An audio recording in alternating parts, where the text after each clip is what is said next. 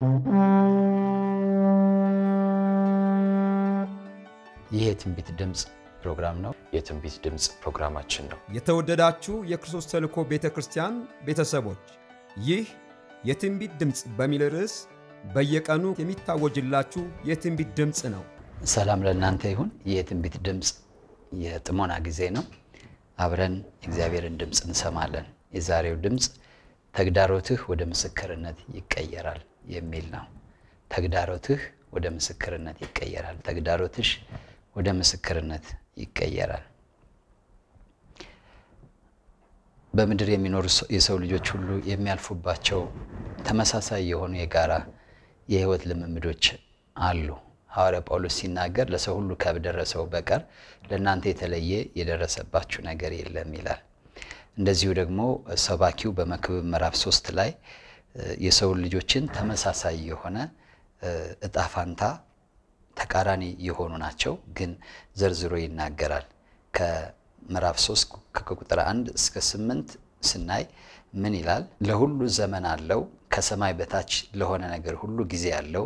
ለመወለድ ጊዜ አለው፣ ለመሞት ጊዜ አለው፣ ለመትከል ጊዜ አለው፣ የተተከለውን ለመንቀል ጊዜ አለው፣ ለመግደል ጊዜ አለው፣ ለመስራትም ጊዜ አለው፣ ለማፍረስም ጊዜ አለው፣ ለመሳቅ ጊዜ አለው፣ ዋይ ለማለትም ጊዜ አለው፣ ለመስፈን ጊዜ አለው፣ ድንጋይን ለመጣል ጊዜ አለው፣ ድንጋይን ለመሰብሰብ ጊዜ አለው፣ ለመተቃቀፍ ጊዜ አለው፣ ከመተቃቀፍ ለመራቅ ጊዜ አለው፣ ለመፈለግ ጊዜ አለው፣ ለማጥፋትም ጊዜ አለው፣ ለመጠበቅ ጊዜ አለው፣ ለመጣልም ጊዜ አለው፣ ለመቅደድ ጊዜ አለው፣ ለመስፋትም ጊዜ አለው፣ ዝም ለማለት ጊዜ አለው፣ ለመናገርም ጊዜ አለው፣ ለመውደድ ጊዜ አለው፣ ለመጥላትም ጊዜ አለው፣ ለጦርነት ጊዜ አለው፣ ለሰላምም ጊዜ አለው።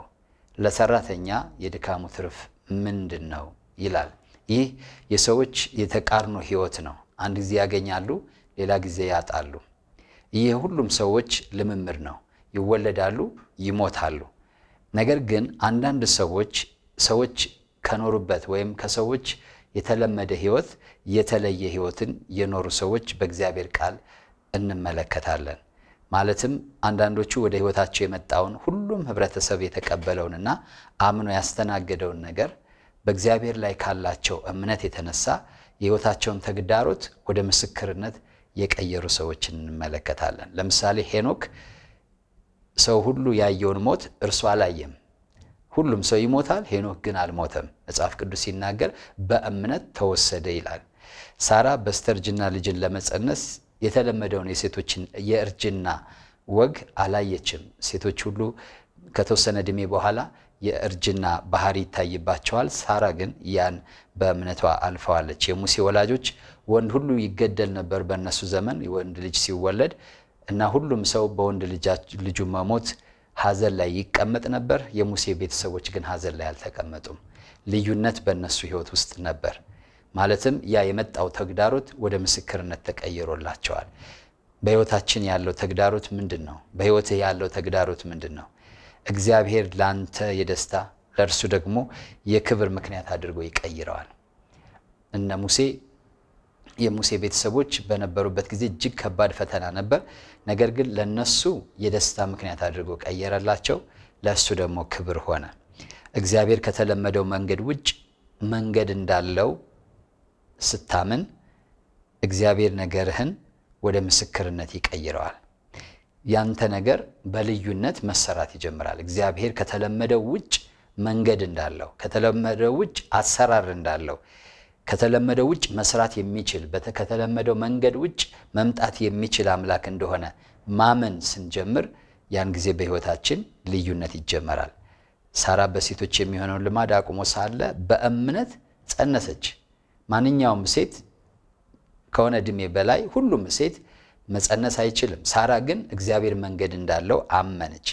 ዛሬ ብዙ መካኖች የሳራ አምላክ ብለው ጌታን በማመን ወላድ ሆነዋል። የሳራ አምላክ ለኔም ያደርግልኛል። ለምን? የሳራ ተግዳሮት ወደ ምስክርነት ተቀይሯልና። ብዙዎች በሷ ምክንያት ለእምነት ልባቸው ተነሳስቷል።